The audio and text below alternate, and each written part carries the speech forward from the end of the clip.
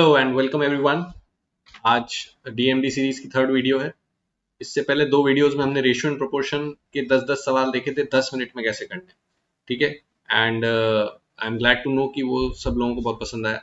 So today we are going to start with a new topic in CA foundation maths which is indices and surds, ठीक है। Second topic start कर रहे हैं, indices and shirts. आज उसके 10 सवाल लेंगे और वही 10 मिनट में करने की ट्रिक सीखेंगे, ठीक है। चलो let's get started. Question number 1 बोलता है 3 की पावर x माइनस 3 की power x minus 1 is 18 and the value of x की पावर x इज। अभी यहाँ पे ध्यान रखना कि ऑप्शंस में आपको x की पावर x दे रखा है, ठीक है। मतलब अगर ऑप्शन जैसे x की पावर x का 3 है, 4 है, 27 है या 216 है, तो अभी ये सोचो कि अगर x की पावर x ये है तो x क्या हो सकता है। तो डेफिनेटली 3 में तो कुछ भी नहीं हो सकता, क्योंकि 3 कभी भी x की पावर x के फॉर्म में नहीं आएगा। 1 की पावर 1, 2 की पावर 2 नहीं आ सकता। 4 तो आ सकता है, 2 की पावर 2 होता है 4, तो x की वैल्यू 2 निकल के आती है। 27 भी आ सकता है 3 की पावर 3, 3 की पावर 3, तो x की वैल्यू 3 निकल के आती है। 216 नहीं आ सकता, क्योंकि 216 कभी भी x की पावर x के फॉर्मेट में नहीं आता। मतलब मेरे आंसर्स में दो तो निकल गए भाई, a और d तो निकल गए। अब बचा b और c। Let's check option b first. तो ऑप्शन बी चेक करने का मतलब ये जो इक्वेशन है ना, 3 की पावर x माइनस 3 की पावर x माइनस 1 बराबर 18, इसमें मेरे को x इक्वल टू क्या चेक करना है, 2। So let's check x equal to 2। 3 का स्क्वायर माइनस 3 की पावर 1, तो ये 9 माइनस 3 कितना आता है, 6। लेकिन मुझे कितना चाहिए, 18। तो ये गलत हो गया कि नहीं हो गया। इसका मतलब B option is also out and the correct answer is option C. तो ऑप्शन सी करेक्ट आंसर है, भले अब आप रख के देख सकते हो, it will satisfy.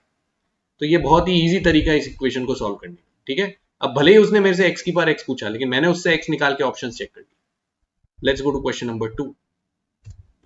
Question number 2 बोलता है on simplification this will reduce to. अब एक एक्सप्रेशन दे रखा है, इस एक्सप्रेशन को ध्यान से ऑब्जर्व करो कि ये एक्सप्रेशन साइक्लिक है। साइक्लिक मतलब एक जैसे टर्म्स बार बार आ रहे हैं, ठीक है। ऐसे क्वेश्चंस में मैं हिट एंड ट्रायल अप्रोच लगाता हूं। I will not use LCM approach, because LCM approach is very lengthy. वो 1 मिनट में मेरे को सवाल सॉल्व नहीं करके देगी, तो मैं हिट एंड ट्रायल अप्रोच लगाता हूँ। हिट एंड ट्रायल अप्रोच में दो बातें ध्यान रखनी है। पहला, पावर में क्या लाने की कोशिश करोगे, 0, ठीक है। और बेस में क्या लाने की कोशिश करोगे, 1। ये गोल्डन रूल ध्यान रखना, ठीक है। हिट एंड ट्रायल मतलब obviously we are going to substitute values in place of A B C and Z. तो वो वैल्यू सब्स्टिट्यूट करते वक्त हमें क्या ध्यान रखना है कि पावर में 0 लाने की कोशिश करें और बेस में 1 लाने की कोशिश करें, ठीक है। यहां पे मैं क्या कर रहा हूं, यहाँ पे मुझे पावर में a माइनस बी दिख रहा है, a माइनस सी दिख रहा है, b माइनस सी दिख रहा है ना, b माइनस सी दिख रहा है, ये सब दिख रहे हैं। तो मैंने क्या किया, मैंने एक अजम्पशन लिया, let a equal to B equal to C. भाई मैं एबीसी को बराबर रख देता हूँ। एबीसी को बराबर रखने से मेरा फर्स्ट टारगेट अचीव हो जाएगा ना। सारी पावर 0 हो जाएंगी कि नहीं, जरा देखो ध्यान से। जैसे पहला टर्म उठाया आपने, 1 प्लस जेड की पावर a माइनस बी, ए और b बराबर है तो z की पावर 0। 1 प्लस जेड की, फिर z की पावर a माइनस सी, ए और c बराबर है तो z की पावर 0। अगला टर्म देखो, 1 प्लस जेड की पावर b माइनस सी, 0। जेड की पावर b माइनस ए, 0। अगला टर्म 1 प्लस जेड की पावर c माइनस ए, 0। जेड की पावर c माइनस बी, 0। मेरा काम हो गया। z की पावर 0 1 होता है, 1/3, 1/3, 1/3, द आंसर शुड बी 1। और ये जो मैंने सब्सटीट्यूशन किया a equal to B equal to C, इसमें मैंने एबीसी को कोई स्पेसिफिक वैल्यूज नहीं दी, खाली उनको बराबर रखा है। तो इसलिए मेरे ऑप्शन ए और बी कभी भी नहीं हो सकते, क्योंकि वो एबीसी पे डिपेंड करते हैं। इसलिए मेरे को वहां रखने की, चेक करने की जरूरत ही नहीं है। सीधा आंसर क्या लगाऊंगा, C which is 1। Is that okay. अगर मैं एबीसी को कोई स्पेसिफिक वैल्यू देता तो फिर वो वैल्यू मुझे ऑप्शन में भी डालनी पड़ती, लेकिन मैंने तो A equal to B equal to C लिया। क्यों लिया सर, ताकि मेरी पावर 0 हो जाए। पावर 0 का मतलब आंसर 1 आएगा, तो सॉल्व करना आसान हो जाता है, ठीक है। So this is the hit and trial approach which you should use in such questions. Let's go to the next question, question number 3। अभी बोल रहा है, सर्च पे एक क्वेश्चन आ गया, देखो क्या बोलता है। √3/9, √3/9 की पावर कितनी है, 5/2, 5/2 यानी 2.5, ठीक है। फिर 9/3√3, इसकी पावर कितनी है, 7/2, 7/2 यानी 3.5 इंटू 9। ये हो गया क्वेश्चन, ठीक है। अच्छा, अब इसको मैं क्या ऐसा लिख सकता हूँ, √3/9 का स्क्वायर इंटू 9/3√3 की पावर 3। मतलब समझ रहे हो मैं क्या कर रहा हूँ, यहाँ पे 2.5 था ना, 2 अलग कर दिया, 0.5 अलग कर देंगे। 3.5 था, 3 अलग कर दिया, 0.5 अलग कर देंगे। अब जो 0.5 बचा था हमारे पास पावर में, अब वो लिख रहे हैं। √3/9 की पावर कितनी बची, 0.5, और 9/3√3 की पावर भी कितनी बची, 0.5। तो क्या मैं ऐसा लिख लूं, इन पूरे की कंबाइंड पावर 0.5। जब दोनों की पावर 0.5 है तो एक रूल होता है ना जिससे हम पावर कॉमन ले सकते हैं, तो into 9। Can we write this question like this? ठीक है, अब देखो भाई √3 का स्क्वायर कितना होता है 3, 9 का स्क्वायर कितना होता है 81, पहला टर्म सॉल्व हो गया। 9 का क्यूब कितना होता है 729, ठीक है, कैलकुलेटर है तुम्हारे पास, डोंट फॉरगेट। 3√3 का क्यूब कितना होता है, तो उसको हम दो तरीके से निकाल लेंगे, मतलब दो स्टेप में निकाल लेंगे। 3√3 का क्यूब निकालना है तो एक तो 3 का क्यूब और एक √3 का क्यूब, दो स्टेप्स में निकाल सकते हैं। 3 का क्यूब हो गया 27, √3 का क्यूब 3√3 होगा, 3√3, तो ये 81√3 हो गया कि नहीं हो गया? इसका मतलब ये जो 3√3 का क्यूब है इसको मैं 81√3 लिख सकता हूँ, right. Now come to this, ये जो 0.5 पावर में आ रहा है उसमें ये √3 और ये √3 तो कट गया, ये 9 और ये 9 भी कट गया, तो बचा क्या 1/3 की पावर 0.5। अच्छा, पावर 0.5 का मतलब रूट होता है कि नहीं होता है? पावर 0.5 का मतलब रूट होता है, मतलब 1/√3 बचा, ये पूरा का पूरा टर्म 1/√3 बचा, ठीक है, और मल्टीप्लाइड बाय एक 9 अलग से मेरे पास वो लिख लिया। बस अब तो बहुत आसान हो गया सॉल्व करना भाई, ठीक है कि नहीं? देखो जरा क्या आया, अभी देखो आपके पास 81 से ये कट गया 9 बार, ठीक है, 9 और 9, 81 से ये 81 कट गया, राइट। अच्छा, अब ऊपर बचा 3 और नीचे बचा √3 into √3। What is √3 into √3? It is 3, तो आंसर 1 आया कि नहीं आया? So the correct answer of this question should B option A, which is 1। थोड़ा सॉल्व करना पड़ेगा, लेकिन कैलकुलेटर यूज करते जाओ और सॉल्व करते जाओ। 0.5 पावर को अलग कर देना बेटर था, ताकि क्या है उस 0.5 को हम अलग से ही देखते रहेंगे, ठीक है। क्वेश्चन नंबर 4, क्वेश्चन नंबर 4 मेरे को बोल रहा है द वैल्यू ऑफ 3 की पावर n+1 प्लस 3 की पावर n अपॉन 3 की पावर n+3 माइनस 3 की पावर n+1, 3 की पावर n+1 बोला। ओके, क्या बोला 3 की पावर n+1, ये निकालना है, ठीक है। अब देखो ये जो एक्सप्रेशन है इसकी वैल्यू मेरे को ऑप्शंस में जो दे रखी है उसमें कहीं भी n नहीं आ रहा, मतलब n को कुछ भी रखो सेम आंसर आना चाहिए, ठीक है। तो भैया मैं n को क्या रख देता हूं 0, best choice for power, best choice for power, अभी पीछे ट्रिक बताई थी 0, तो हमने n को 0 रख दिया। अब n को 0 रखा, देखो क्या आया, ये 3 की पावर 0 + 1 1, 3 की पावर 0, 3 की पावर 0 + 3 3, माइनस 3 की पावर 0 + 1 1, 3 की पावर 1 3, 3 + 1 4, 3 की पावर 3 27 माइनस 3, ऊपर आया 4 नीचे आया 24, आंसर कितना 1/6। So correct answer is option B 1/6। Very simple, ठीक है, ऐसे ही करना है exam. Let's go to the next question, ये सीए फाउंडेशन में आया हुआ है ये भी क्वेश्चन, ठीक है। Let's go to the question number 5। Question number 5 बोलता है find the value of x if, अब आपको क्या दे रखा है x मल्टीप्लाइड बाय x की पावर 1/3 बराबर x की पावर 1/3 होल पावर x, ये है, तो इसको हम एक्सपोनेंशियल इक्वेशन बोलते हैं, ठीक है। ये हमारी कैटेगरी कौन से सवाल की हुई, एक्सपोनेंशियल इक्वेशन। अब ये जो एक्सपोनेंशियल इक्वेशन है इसमें हमारा टारगेट क्या होता है भाई, टारगेट क्या होता है, या तो हम बेस सेम बनाते हैं और या फिर हम पावर सेम बनाते हैं, ये दो में से एक काम हम करते हैं ताकि फटाफट सॉल्व हो जाए। यहाँ पे आपको साफ दिख रहा है कि बेस सेम बनाई जा सकती है, तो जरा ध्यान से देखो, ये x और ये x बेस सेम है, इसकी पावर 1 है उसकी 1/3 है, पावर ऐड हो जाएगी, 1 + 1/3 इज 4/3, तो यहाँ पे x की पावर 4/3 बचा। इधर देखिए जरा, x की पावर में पावर की पावर है, मल्टीप्लाई हो जाएगी, तो x इंटू 1/3 x/3, ठीक है। अभी तुम्हें दिख गया कि बेस सेम है, अभी तुम्हें दिख गया कि बेस सेम है, तो भाई पावर भी सेम होनी चाहिए, तो यानी ये जो पावर है 4/3 वो x/3 के बराबर हुई, 3 से 3 cancelled, what is the value of x that we get 4। So the answer of this question should be 4, simple. या तो बेस सेम बनाओ या पावर सेम बनाओ, बेस सेम बनाई जा सकती थी बना ली, उसके बाद पावर सेम करी, ठीक है। Next question number 6, question number 6 बोलता है p की पावर x की वैल्यू q है, q की पावर y की वैल्यू r है, r की पावर z की वैल्यू p की पावर 6 है, आपको xyz चाहिए। तो ये इटरेटिव टाइप का सवाल है, इटरेटिव मतलब एक बार जो वैल्यू है वो अगले में डालनी है, अगली बार जो वैल्यू है तीसरे में डालनी है, एंड सो। तो जरा देखो p की पावर x क्या दे रखा है q, राइट। अब आपको q की पावर y कितना दे रखा है r, यहां से q की वैल्यू इसमें डाल दो, ठीक है। कितनी है q की वैल्यू, p की पावर x होल पावर में कितना है y बराबर r, इसका मतलब मैं ये बोल सकता हूं p की पावर xy बराबर r, क्योंकि पावर पावर मल्टीप्लाई होती, ठीक है। अच्छा, अब अगला एक्सप्रेशन है r की पावर z बराबर p की पावर 6। अभी तुम्हें यहां से r की वैल्यू मिल गई ना, उसको यहां डाल दो, r की वैल्यू मिल गई उसको यहां डाल दो।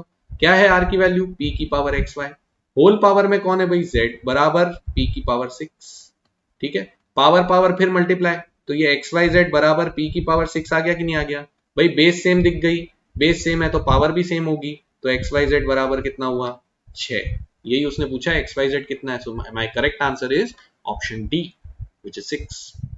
सिंपल, एक से जो वैल्यू है दूसरे में, दूसरे से जो आया तीसरे में, ऐसे चलते जाओ। Let's go to question number 7। Question number 7 again is a trick based question. Trick based question क्यों है, इसमें मैं जो ट्रिक यूज करता हूं वो क्या है पहले समझ लो। ट्रिक ये यूज करता हूं कि कभी भी मेरे पास ऐसा क्वेश्चन है a की power x is equal to b की power y is equal to a की पावर m b की power n whole power z, ठीक है। तो हमेशा मेरा आंसर क्या होगा भाई, क्या आंसर होगा, मतलब समझ गए, 3 नंबर बराबर है, ठीक है। जो तीसरा नंबर है ना, जो तीसरा नंबर है वो इन दोनों के टर्म्स में ही है, तीसरा नंबर इन दोनों के टर्म्स में ही है। जैसे अगर इस क्वेश्चन में देखें, यहाँ पे 3 की पावर x है, 5 की पावर y है और 75 की पावर z है, ठीक है। तो ये जो 75 है सबसे बड़ा नंबर, उसको मैं 3 और 5 के टर्म्स में लिख सकता हूँ, बिल्कुल लिख सकता हूँ। इसके फैक्टर्स कर सकता हूँ 3 इंटू 25 और 25 को हम 3 इंटू 5 का स्क्वायर लिख सकते हैं, ठीक है। मतलब मैंने क्या किया, 3 और 5 के टर्म्स में ही इस नंबर को लिख दिया कि नहीं लिख दिया, राइट। वही मैंने यहां भी लिखा था। मतलब मेरे लिए ये क्वेश्चन हो गया 3 की पावर x बराबर 5 की पावर y बराबर 3 की पावर 1 इंटू 5 की पावर 2 होल पावर z। अभी आप देखो ये और ये फॉर्म सेम हो गए, ठीक है। मेरी ट्रिक क्या बोलती है, मेरी ट्रिक बोलती है कि भाई a की जितनी भी पावर इस बड़े नंबर में है, कितनी है m, उसको ऊपर लिखो। a की जितनी भी पावर ओरिजिनली थी वो x थी, उसको नीचे लिखो, ठीक है। अगर इन दोनों फैक्टर्स के बीच में मल्टीप्लीकेशन का साइन है तो आप प्लस लगाओगे, डिवीजन का साइन है तो आप माइनस लगाओगे, जो इंडाइसिस का बेसिक नियम होता है, ठीक है। तो मैंने क्या बोला, ऊपर पावर m लिखी, नीचे पावर x लिखी। अभी b की यहां ऊपर पावर कितनी है n, तो प्लस लगाएंगे क्योंकि यहां बीच में मल्टीप्लीकेशन का साइन है, तो प्लस लगाया n। b की यहां ओरिजिनली क्या पावर थी y, वो नीचे लिखेंगे, इज इक्वल टू, अब इज इक्वल टू, अब ये जो तुम्हारा पूरा बड़ा नंबर था उसकी क्या पावर है भाई z, तो उसका रेसिप्रोकल यहां लिखना, ये आपका आंसर हमेशा आएगा। अगर बीच में डिवाइड होता तो यहां प्लस की जगह क्या आ जाता, माइनस आ जाता, बस। Same trick if I apply here, the answer to this question should be look at this power it is 1 upon look at this power it is x, बीच में इनटू यानी plus, look at this power it is 2, look at this power it is y is equal to look at this power it is 1 upon z. So my answer is 1 upon x plus 2 upon y equal to 1 upon z. Option C is the correct answer. So बहुत ही शानदार super trick है। कोई भी सवाल ऐसा आता है जहां 3 नंबर बराबर है पावर्स में, ये ट्रिक लगा। Let's go to question number 8। Question number 8 बोलता है इफ ABC is 2। अब आपको दिया है भाई कि ABC 3 नंबर है, उनका प्रोडक्ट 2 है और आपको ये वैल्यू निकालनी है जो भी लिखा हुआ है, ठीक है। अब ये जो लिखा हुआ है इसकी वैल्यू निकालने के लिए ऑब्वियसली देखो ऑप्शंस में एबीसी नहीं आ रहा, मतलब एबीसी पे आंसर डिपेंड नहीं करता। तो again it is useless to use LCM, LCM वाला method is not advisable. What is advisable is again hit and trial approach. Hit and trial approach ही फटाफट ये सवाल सॉल्व करेगी। तुमने देख लिया कि भाई आंसर एबीसी पे डिपेंड नहीं करता, इसका मतलब क्या हुआ कि मैं कोई भी एबीसी रखूं सेम आंसर आएगा, पर मेरे को ये ध्यान रखना है कि एबीसी का प्रोडक्ट 2 होना चाहिए। तो भैया साफ बात है, अगर मेरे को 3 नंबर का प्रोडक्ट 2 चाहिए, ठीक है, और ऑब्वियसली मैं सिंपलेस्ट नंबर्स रखूंगा, तो 1 1 2 टाइप के नंबर रखेंगे, 1 इंटू 1 इंटू 2, ठीक है। लेकिन किसको 2 ले, उसके लिए थोड़ा सा ऑब्जर्वेशन कर लो भाई। यहाँ पे देखो हाफ इंटू बी आ रहा है, हाफ इंटू बी आराम से सॉल्व होगा अगर बी 2 होगा तो आप बी को 2 ले लो, ए और सी को 1 ले लो। समझ में आ गई, बी को 2 ले लो, ए और सी को 1 ले लो। सर ए को 2 ले लिया तो क्या होगा, कुछ नहीं होगा, तो भी आंसर आ जाएगा, डोंट वरी, राइट। ए को 1, बी को 2, सी को 1 लिया तो भी आंसर आएगा, ए को 2, बी को 1, सी को 1 लिया तो भी आंसर आएगा। मान लो एबीसी वो 3 दे देता तो किसी एक को 3 ले लो, बाकी 2 को 1 ले लो। समझ में आ गई, ये सिंपलेस्ट सब्स्टिट्यूशन हो गया। ये रख दो और आंसर निकालो। So let's calculate now 1 upon 1 plus what is the value of A की वैल्यू 1, फिर 2 तो एज इट इज आएगा, बी इनवर्स का मतलब 1 अपॉन बी, बी इनवर्स का मतलब तो 1 अपॉन बी होता है, और 1 अपॉन बी मतलब 1 अपॉन 2 है क्योंकि बी की वैल्यू 2 है, तो इसका मतलब 2 अपॉन 2 हो गया, प्लस 1 अपॉन 1 प्लस, अच्छा यहां भी 2 अपॉन 2 हो गया, plus C inverse, C inverse का मतलब 1 का उल्टा, भाई 1 का उल्टा तो 1 ही होता है कि नहीं, तो 1 ही आएगा। और लास्ट वाला वापस 1 प्लस सी, सी की वैल्यू 1, और ए इनवर्स मतलब वापस 1 क्योंकि 1 का उल्टा 1 होता है। अभी देखो आप यहां से 2 से 2 कटा 1 बचा, 2 से 2 कटा 1 बचा, तो नीचे यहां 1/3 प्लस 1/3 प्लस 1/3 क्या आंसर आता है बेटा, 1। So the correct answer of this question is option A which is 1। अब इसमें भी वो कुछ भी वैल्यू दे दे, मैं तो हमेशा ऐसे ही सॉल्व करूंगा हिट एंड ट्रायल अप्रोच से। इज दैट क्लियर, ठीक है। Let's go to question number 9। Question number 9 मेरे को क्या दे रहा है, एक लंबा चौड़ा उसने इंडाइसिस का सवाल दे दिया, ऊपर भी बहुत सारी पावर्स, नीचे भी बहुत सारी पावर्स, इसको सॉल्व करना, ठीक है। अगेन इसको सॉल्व करने का एक तरीका तो ये होता है कि भाई हम 6 को क्या लिख लें, 6 को लिख लें 2 इंटू 3, ठीक है, 10 को क्या लिख लें 2 इंटू 5, और 15 को क्या लिख लें 3 इंटू 5, उसके बाद कॉमन पावर्स निकालें, कॉमन बेस निकालें, सॉल्व करें, ये तरीका है। But again will not use this method because it is lengthy. मैं तो फिर से अपनी ट्रिक पे जाऊंगा कि मेरे को पावर्स को क्या लाना है, ज्यादा से ज्यादा पावर्स को क्या लाना है, जीरो, ठीक है, हिट एंड ट्रायल, ज्यादा से ज्यादा पावर्स को जीरो। अब अगर हम पावर्स को ऑब्जर्व करें, पावर्स में मेरे को देखो m+1 n+1 दिख रहा है, तो मैं m इक्वल टू -1 और n इक्वल टू -1 रख सकता हूं, लेकिन प्रॉब्लम एक होगी, ऑप्शंस को देखो, ये जो दो ऑप्शंस है तुम्हारे a और b, इसमें यहाँ -1 और -1 रखोगे तो जीरो आएगा, और यहाँ -1 और -1 रखोगे तो यहाँ भी जीरो आएगा, यानी ये दोनों 3 की पावर 0 3 की पावर 0 1 हो जाएंगे, और वो तीसरा ऑप्शन भी 1 है। तो अगर तुम्हारा आंसर 1 आया तो ये तीनों ऑप्शन सही हो जाएंगे, समझ में आ गई? तो इसलिए ये चीज पहले ही सोच लो कि m और n को हम बराबर नहीं रखेंगे, राइट, बराबर नहीं रखेंगे। तो भाई अब क्या करें, बराबर नहीं रखेंगे तो क्या करें, तो let us do one thing, किसी एक को जो है वो हम -1 रख देते हैं, जैसे m को हमने -1 रख दिया, या एक काम करो m को तुम रख दो -2, ठीक है, और n को रख दो -1, चलेगा, m को -2 और n को -1 रख दिया। माइनस क्यों रख रहे हैं, क्योंकि यहाँ प्लस में पावर्स बहुत ज्यादा है, इसलिए माइनस रख रहे हैं। आप चाहो तो 1 और 2 भी रख सकते हो, कैलकुलेटर आपके पास है, तो you don't have to worry about big numbers, ठीक है, आप कैलकुलेटर पे निकाल के आंसर निकाल सकते हो। तो मैं तो छोटा बनाने के लिए ये रखा। अब ये रख के देखते हैं क्या आता है भाई, 2 की पावर में m+1 यानी -2 + 1, ठीक है, फिर 3 की पावर में 2m, 2m मतलब -4, -n यानी +1 +3, ठीक है, फिर 5 की पावर में n, n मतलब -1, m मतलब -2 और +4, ठीक है, फिर 6 की पावर में 2n, 2n मतलब -2 प्लस m यानी -2 डिवाइडेड बाय 6 की पावर 2m, 2m मतलब -4 और प्लस n मतलब -1, ठीक है, मल्टीप्लाइड बाय 10 की पावर n+1, -1 + 1 यानी 0, इनटू 15 की पावर m+3 यानी -2 + 3, इतना आ गया, एज इट इज वैल्यू डाल दी, बस कुछ भी ले सकते हो यहाँ पे, बस सेम मत लेना, सेम लोगे तो तीन ऑप्शन सेम आ जाएंगे, ठीक है। तो अभी क्या हुआ, 2 की पावर -1 बचा, 3 की पावर में देखो जरा, ये 4 और 4 कैंसिल, 3 की पावर 0 बचा, इंटू 5 की पावर 4 में से 3 गया 1, इंटू 6 की पावर -4 अपॉन 6 की पावर -5 इंटू 10 की पावर 0 1 हो गया, और 15 की पावर में बचा 1, इतना आ गया भाई। अब कैलकुलेट कर लेते हैं, जो जो भी माइनस में आ रहे हैं उनको नीचे ले जाते हैं, ठीक है, तो उनको जब नीचे ले जाएंगे तो ये ऊपर तो खाली 5 बचेगा, लेकिन ये जो 6 की पावर -5 है ये भी तो ऊपर जाएगा क्योंकि ये नीचे नेगेटिव है, तो ऊपर 6 की पावर 5 आ जाएगा, राइट, और ये वाला दोनों नीचे चले जाएंगे, तो ये 2 की पावर 1 नीचे गया, और ये 6 की पावर 4 भी नीचे गया, अलॉन्ग विद इट ऑलरेडी 15 नीचे था, 15 ऑलरेडी नीचे था, ठीक है। अभी आप देखो क्या हुआ, 6 की पावर 4 और 6 की पावर 5 में से 6 की पावर 4 तो मैं काट दूं, यानी ऊपर एक 6 बचेगा, ठीक है, ऊपर एक 6 बच जाएगा, ऊपर 6 बचेगा तो 6 पंजे 30 और नीचे 15 दूई 30, आंसर क्या आया 1। तो अब definitely my option C is correct, क्योंकि अब आप m को -2 और n को -1 अगर इन दोनों ऑप्शन में रखोगे तो आपका आंसर 1 नहीं आएगा, क्योंकि मैंने m और n डिफरेंट ले ली, तो अब 1 नहीं आएगा, तो अब सिर्फ ऑप्शन सी करेक्ट होता है, so this is the correct answer, ठीक है। So this is the easier way of doing it rather than factorizing and solving. Let's go to the next question. Last question of this video, the quantity 2 की power n plus 4, ठीक है, minus 2 into 2 की power n divided by 2 into 2 की power n plus 3 plus 2 की power minus 3, इसको हमें solve करना।